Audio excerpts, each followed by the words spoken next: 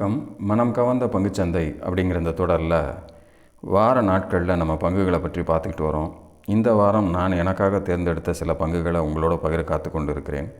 அப்படி இந்த வாரம் நாம் தேர்ந்தெடுத்த பங்குகளை பார்க்குறதுக்கு முன்னாடி புதிதாக இணைந்துள்ள அத்தனை நல்ல உள்ளங்களுக்கும் என்னுடைய மனமார்ந்த நன்றிகள். உங்களுடைய லைக்ஸ், கமெண்ட்ஸ் மற்றும் சப்ஸ்கிரிப்ஷன் மூலமா நீங்கள் கொடுத்துட்டு வர ஆதரவுக்கு மிக்க நன்றி. இன்றைக்கி நம்ம புதிய பங்குகளை பார்க்குறதுக்கு முன்னாடி ஏற்கனவே நம்ம சேனலில் சொன்ன சில பங்குகள் அதனுடைய ரெசிஸ்டன்ஸ் லெவல்ஸை டச் பண்ண சில பங்குகளை நம்ம முதல்ல வழக்கம் போல் பார்த்துட்டு அதன் பிறகு நம்ம புதிய பங்குகளை பற்றி பார்க்கலாம். அதில் முதலாவது பங்காக நம்ம பார்க்கக்கூடியது இந்துஸ்தான் ஜிங்க். இது நம்ம ஏற்கனவே கொடுத்து அதில் 650க்கு மேலே இது ஆல்மோஸ்ட் இந்த வாரம் 710 வரைக்கும் நெருங்கி வந்திருக்கிறாங்க. மார்க்கெட் இந்த கண்டிஷனில் இருக்கும்போதும் இப்படி மெட்டல் செக்டார்ஸில் ஒரு நமக்கு ஆப்போசிட் சைடில் ஒரு நல்ல ஒரு ரியாக்ஷன்ஸ் இருந்துகிட்டு இருக்குது. அந்த வகையில் இந்துஸ்தான் ஜிங்கை பொறுத்தளவில் இப்படி ஒரு டச் வந்துருக்கு. இந்த வாரம் க்ளோசிங் பார்த்திங்கன்னா 698.70 அப்படிங்கிற லெவலில் போயிருக்கு. இன்கேஸ் 718ஐயும் தாண்டக்கூடிய ஸ்ட்ரென்த் இந்த வாரத்தில் கிடச்சிது அப்படின்னா அதை தாண்டி ஒரு ஸ்ட்ராங் க்ளோசிங் கொடுக்கும்போது 808 அப்படிங்கிறது அடுத்த லெவலாக இருக்கும் அப்படிங்கிற மாதிரி நமக்கு தெரியுது. ஸோ இந்த 2 லெவல்ஸை நான் இதில் ஃப்ரெஷ்ஷாக கொடுத்துருக்கேன். ஒருவேளை இந்த லெவலையும் தாண்டி செல்லக்கூடிய வகையில் உங்களுடைய பொசிஷன்ஸ் இருந்துச்சு அப்படின்னா உங்களுக்கு இந்த 2 லெவல்ஸும் ரொம்ப முக்கியமாக ஹெல்ப்பாக இருக்கும் அப்படிங்கிறதுக்காக நான் இதை எடுத்து போட்டிருக்கேன். ஸோ 650க்கு மேலே நமக்கு இன்னும் இருக்குமான்றதே தெரியல, பட் இருக்குது, வாய்ப்புகள் இருக்குது அப்படிங்கிறதுனால தான் இதை நான் கொடுத்துருக்கேன். இது ஆக்சுவலாக டே சார்ட்டு, இப்போ நீங்கள் பார்க்குறது வீக்லி சார்ட்டு. ஸோ இந்த வீக்கில் ஏறி இருக்கிறதுனால நம்ம இதை யூட்டிலைஸ் பண்ண முடியல. இந்த கண்டிஷனில் டக்குன்னு மேலே போயிடுச்சு.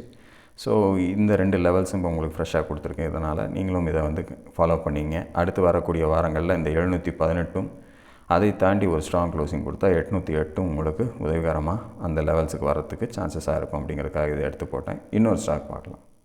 அசோக் லைலாண்ட் 192.98 காசில் முடிஞ்சிருக்கு. ஆல்மோஸ்ட் நம்ம கொடுத்த அந்த ரெசிஸ்டன்ஸ் லெவல் நெருக்கத்திலேயே முடிச்சிருக்காங்க. ஆனால் மேலே போன இடம் 199.21 காசு வரைக்கும் போயிருக்கு. இதுலேயும் ஒரு நல்ல ஏற்றம். இப்போ இருக்கக்கூடிய சூழ்நிலையில் ஆட்டோ செக்டர்ஸ் எல்லாமே இறங்கியிருந்தாலும் கூட இந்த பர்டிகுலர் ஸ்டாக் கொஞ்சம் மேலே போய்கிட்டு இருக்குது. இன்கேஸ் அடுத்த வாரமும் இதை கண்டினியூ பண்ணிச்சு அப்படின்னா நமக்கு அடுத்தபடியாக 229 தான் அடுத்த ரெசிஸ்டன்ஸாக இருக்கும் அப்படிங்கிறத மனதில் வச்சுங்க. ஆனாலும் கூட இதே இடத்தில் கிட்டத்தட்ட இந்த 192 கிட்டேயே 4 வாரங்களாக நெருங்கி தடுமாறிக்கிட்டு இருக்கிறதுனால கொஞ்சம் கவனமாகவே இந்த ஸ்டாக்கில் இருக்கணும் அப்படிங்கிறதுக்காக தான் நான் இதை உங்களுக்கு எடுத்து போட்டிருக்கேன்.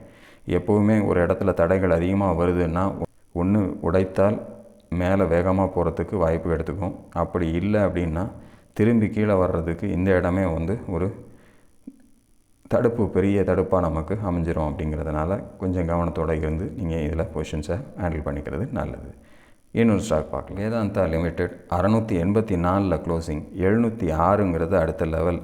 ஸோ அந்த லெவலுக்கும் நெருங்கி போயிடுச்சு.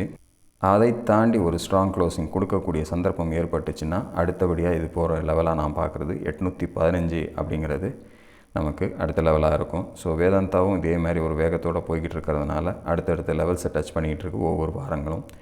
ஸோ அதுலேயும் நான் பார்த்த ஒரு லெவல்ஸாக இந்த 706 அண்டு 815 இந்த 2 லெவலும் நமக்கு அடுத்தடுத்த லெவல்ஸாக இருக்கும். வாய்ப்புகள் தரலை அப்படின்னா உங்கள் ப்ராஃபிட் புக்கிங்கில் நீங்கள் கவனம் செலுத்தணும் அப்படிங்கிறதுக்காக தான் இதை எடுத்து போட்டிருக்கேன். ஸோ கவனத்தோட வேறு நேஷ்னல் அலுமினியம், இதுவும் மெட்டல் செக்டார்ஸில் நமக்கு ஒரு வேகத்தையோடு ஏறிக்கிட்டு இருக்க ஒரு ஸ்கிரிப்டு. ஸோ இது 389ங்கிறது அடுத்த லெவல். ஆல்மோஸ்ட் இந்த வாரம் 382.65 காசு வரைக்கும் வந்திருக்காங்க. அதையும் உடச்சி மேலே போய் க்ளோசிங் கொடுத்துச்சு அப்படின்னா நமக்கு அடுத்த லெவலாக 467 அப்படிங்கிறது அடுத்த லெவலாக இருக்குது அப்படிங்கிறதுக்கு இதில் இருக்குது. ஸோ நீங்கள் வாய்ப்புகள் இருந்துச்சு மேலே கொண்டு போய் அதுக்கு மேலே க்ளோசிங் கொடுத்தாங்க அப்படின்னா டெஃபினட்டாக மிஸ் பண்ணாமல் அந்த அடுத்த லெவலுக்கு வரைக்கும் போகிறதுக்கு நமக்கு ஒரு நல்ல வாய்ப்பு கொடுக்கும் அப்படிங்கிற மாதிரி நம்ம பார்க்கலாம். ஆனாலும் ஒவ்வொரு அடியும் போய்கிட்டு இருக்கும்போதும் உலக செய்திகளில் ரொம்பவும் கவனம் கொடுத்து பார்த்துக்கிட்டே இருக்கணும் அப்படிங்கிறதையும் மனதில் வச்சுக்கோங்க. அடுத்த ஸ்டாக் பார்க்கலாம். ஃபெடரல் பேங்க் 278 ரூபாயில் முடிஞ்சிருக்கு. 287 ரூபா அப்படிங்கிறது அடுத்த லெவல். அந்த லெவலில் போய் டச் பண்ணியிருக்காங்க. இந்த வாரத்தினுடைய உச்சம் 287.20 காசு. ஸோ அங்கேருந்து தான் கொஞ்சம் குறைஞ்சி கிட்டத்தட்ட ஒரு 9 ரூபா வரைக்கும் குறைஞ்சிருக்கு அந்த ஹைலேருந்து அப்படின்னு பார்த்தீங்கன்னா உங்களுக்கு தெரியும். ஒருவேளை அதை தாண்டக்கூடிய சந்தர்ப்பம் வந்தால் பார்க்கலாம். அப்படி இல்லைன்னா 261ங்கிறது ஒரு ஸ்ட்ராங் சப்போர்ட்டாக இருந்து அந்த இடத்துல தான் இந்த வாரம் அது மேலே போயிருக்கு. நல்ல ஃப்ளக்சுவேஷனும் இந்த வாரத்துக்கு முந்தின வாரம் கொடுத்துருக்கு. 245 வரைக்கும் கீழே மறுபடியும் மேலே போய் எல்லாமே ஒரு வேகம் இந்த பர்டிகுலர் ஸ்கிரிப்டில் இந்த பர்டிகுலராக அந்த கடைசி 3 லெவல்ஸும் கவர் ஆகிருக்கு இந்த கடந்த 2 வாரங்களுக்குள்ளே அப்படிங்கிறத பார்க்கும்போது தெரியுது. ஸோ கவனத்தோடவே இருங்க இந்த பர்டிகுலர் ஸ்கிரிப்ட்லேயும் அப்படிங்கிறதுக்காக தான் நான் இதை எடுத்து போட்டிருக்கேன். ஒருவேளை 287 உடைச்சா நம்ம புதிய லெவல்ஸை நம்ம வரக்கூடிய வாரங்களில் பார்த்து கொடுக்கலாம். அடுத்து இந்த வாரத்துக்கான என்னுடைய தேர்வில் நான் தேர்ந்தெடுத்த பங்குகளை என்னென்னு பார்த்துடலாமா? இந்த வாரத்துக்கான என்னுடைய தேர்வாக நான் தேர்ந்தெடுத்திருக்க பங்குல முதல்ல வந்து டான்லா பிளாட்ஃபார்ம்ஸ் லிமிடெட், டான்லான்னு இருக்கும். இது வந்து 409க்கும் 494க்கும் நடுவில் ஒரு ஓட்டம் கொடுத்துருக்கு. 433 வரைக்கும் இந்த வாரத்தினுடைய லோ, இந்த வாரத்தினுடைய ஹை 508. ஸோ ஏர்னிங்ஸ் வந்திருக்கு இந்த பர்டிகுலர் வீக்கில் வந்து அதனுடைய ரிசல்ட் வந்ததுனால இந்த ரியாக்ஷன் கொடுக்கப்பட்டிருக்கு. நல்ல ஒரு வால்யூமோடவும் அந்த ரியாக்ஷன்ஸ் இருந்திருக்கு. இன்கேஸ் இது ஒரு வேளை வாய்ப்பு தந்து கீழே வந்துச்சு அப்படின்னா 409 வரைக்கும் வந்து சப்போர்ட் எடுக்கலாம். ஒரு வேளை கீழே வந்துச்சுன்னா. அப்படி வாய்ப்பு தராமல் 494க்கு மேலே கொண்டு போய் க்ளோசிங் வச்சுது அப்படின்னா கொஞ்சம் ஸ்ட்ராங் ஆகுது அப்படிங்கிறத நம்ம எடுத்துக்கலாம். அப்படி ஒரு ஸ்ட்ராங்கான க்ளோசிங் அந்த 494க்கு மேலே கொடுத்துச்சு அப்படின்னா 546 அப்படிங்கிறது முதல் லெவலாகும். அதுக்கு அடுத்தபடியாக ஒரு ஸ்ட்ராங் க்ளோசிங் கொடுத்தாங்க அப்படின்னா 588 அப்படிங்கிறது ரெண்டாவது லெவலாகும். அதையும் தாண்டி ஒரு ஸ்ட்ராங் க்ளோசிங் கொடுத்துச்சு அப்படின்னா 629 அப்படிங்கிறது மூணாவது லெவலாகும். நமக்கு இந்த பர்டிகுலர் ஸ்டாக்கில் வாய்ப்புகளாக இருக்கும் அப்படிங்கிறதுக்காக இதை நான் தேர்ந்தெடுத்திருக்கேன். எந்த பாட்டம்லேருந்து புறப்பட்டு மேலே போச்சோ அதே பாட்டத்துக்கு ஆல்மோஸ்ட் கிட்ட வந்து இந்த இடத்துல தான் வந்து கரெக்டாக அந்த ரிசல்ட்டுக்கு ஒரு நல்ல வால்யூமோட ஏறி இருக்கிறத நம்ம பார்க்குறோம். அப்படி இருந்தாலும் அந்த 494ங்கிறது ஒரு முக்கியமான இடமா ரெசிஸ்டன்ஸாக இருந்துக்கிட்டு இருக்குது. அப்படி ஒரு வேளை வாய்ப்பு தந்து இது வந்து மேலே போய் 494க்கு மேலே க்ளோசிங் கொடுத்துச்சு அப்படின்னா நமக்கு இந்த 3 வாய்ப்புகளும் 546ங்கிற ஃபஸ்ட் ரெசிஸ்டன்ஸும் 588ங்கிற செகண்ட் ரெசிஸ்டன்ஸும் 629ங்கிற தேர்ட் ரெசிஸ்டன்ஸும் நமக்கு வாய்ப்புகளாக இருக்கும் அப்படிங்கிறதுக்காக நான் இதை தேர்ந்தெடுத்தது. காரணம் இதுதான். இந்த மாதிரி இங்கே வந்து கீழே வந்து ஒரு மேக்ஸிமம் லோவுக்கு வந்து ஒரு சப்போர்ட் எடுத்து திரும்புறதுனால, அதுவும் இந்த வாரம் நல்ல வால்யூமோட இந்த ஏர்னிங் டைமில் திரும்புறதுனால வாய்ப்பு கொடுத்துச்சுன்னா 494க்கு மேலே நமக்கு வாய்ப்பு கொடுத்துச்சுன்னா மட்டும் என்டர் பண்ணால் நல்லாயிருக்குங்கிறதுக்காக இதை தேர்ந்தெடுத்தேன். ஸோ நீங்களும் ஆராய்ந்து பாருங்கள். உங்களுக்கு இதில் திருப்திகரமாக இருந்தால் மட்டும் உங்களுடைய என்ட்ரி இதில் கொடுங்க. அடுத்த ஸ்டாக் பார்க்கலாம். இரண்டாவதாக நம்ம பார்க்கக்கூடிய ஸ்டாக் வந்து ஜிஎன்எஃப்சி, அதாவது Gujarat Narmada valley fertilizers and chemical லிமிடெட்ன்ற கம்பெனி. இது 442 அப்படிங்கிறது இந்த வாரத்தினுடைய ஒரு லோவாக வந்திருக்கு மேக்ஸிமம். அதுலேருந்து ரிகவர் ஆகி 464 கொண்டு போய் க்ளோசிங் கொடுத்துருக்காங்க. ஸோ 473க்கு மேலேயே போயிருக்கு. 480 95 வரைக்கும் போச்சு. பட் க்ளோசிங் கீழே கொண்டு வந்து தான் க்ளோசிங் கொடுத்துருக்காங்க. இந்த ஃப்ளக்சுவேஷன்ஸ்ன்றது இந்த வாரத்தினுடைய செயல்களுக்கு ஏற்றாற் போல் மேலேயும் கீழேயுமா இருந்துருச்சு. ஸோ இருந்தாலும் கூட நமக்கு ஒருவேளை 473க்கு மேலே வரக்கூடிய வாரம் கொஞ்சம் பாசிட்டிவாக க்ளோசிங் கொடுத்து க்ளோசிங் வந்துச்சு அதுக்கு மேலே அப்படின்னா நமக்கு அடுத்தடுத்த லெவல்ஸ் இங்கேருந்து திரும்பி போகிறதுக்கு, ஏன்னா இங்கேருந்து தான் மேலே போயிருக்கு, அங்கேருந்து மறுபடியும் திரும்பி கீழே வந்திருக்கு.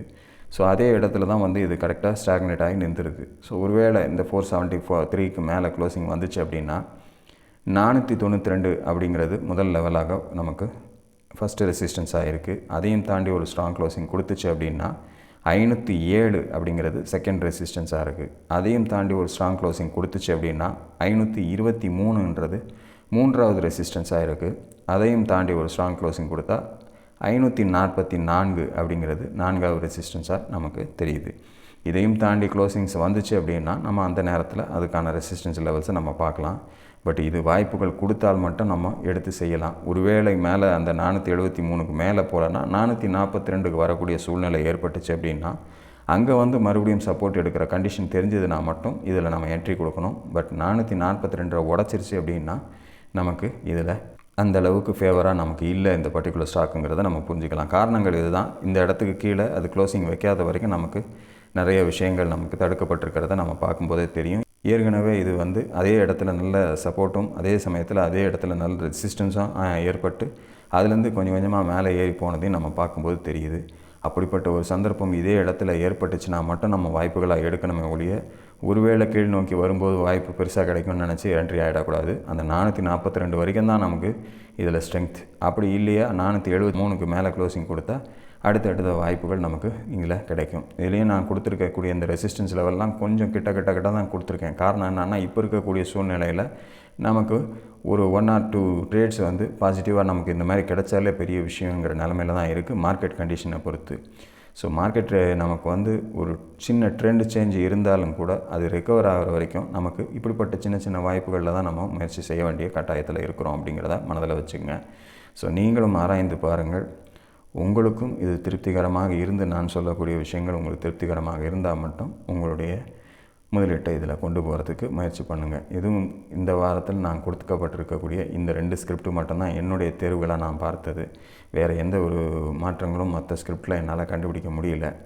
இதுதான் இப்போதைக்கு எனக்கு தெரிஞ்சிருக்கிற விஷயம். மார்க்கெட் கண்டிஷனுக்கு ஏற்றாற் போல் இதுவும் வாய்ப்பு தரலைன்னா நம்ம அமைதியாக இருந்து தான் பார்க்கணும்.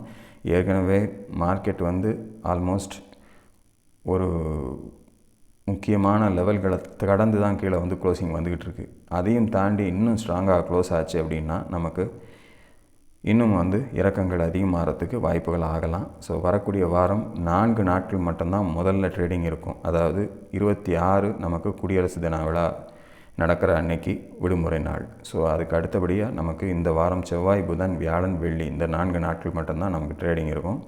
ஆனால் அதற்கு அடுத்தபடியாக வரக்கூடிய ஞாயிற்றுக்கிழமை நமக்கு பாராளுமன்ற பட்ஜெட் இருக்கக்கூடிய நாளில் முழு நாள் காலையில் 9:15 3:30 மணி வரைக்கும் மார்க்கெட் இருக்கும் அப்படிங்கிறது என்எஸ்சிலேருந்து அறிவிக்கப்பட்டிருக்கு. அதனால் அன்றைக்கும் நீங்கள் மார்க்கெட்டை வாட்ச் பண்ணுங்கள். உங்களுக்கு அன்னைக்கு பர்டிகுலராக ஏதாவது ஒரு சந்தர்ப்பங்களில் நம்ம இன்வெஸ்ட் பண்ண ஸ்டாக்ஸில் ஏற்ற இறக்கங்கள் அதிகம் வர்றதுக்கு வாய்ப்புகளாக இருக்கும். அதுவே கூட ஒரு நல்ல சந்தர்ப்பங்களாக ஏறி மேலே போனால் கூட நம்ம ப்ராஃபிட் புக் பண்ணிக்கிறதுக்கு சில ஸ்டாக்குகளில் வாய்ப்புகளாக மாறலாம் அப்படிங்கிறதையும் மனதில் வச்சுக்கோங்க.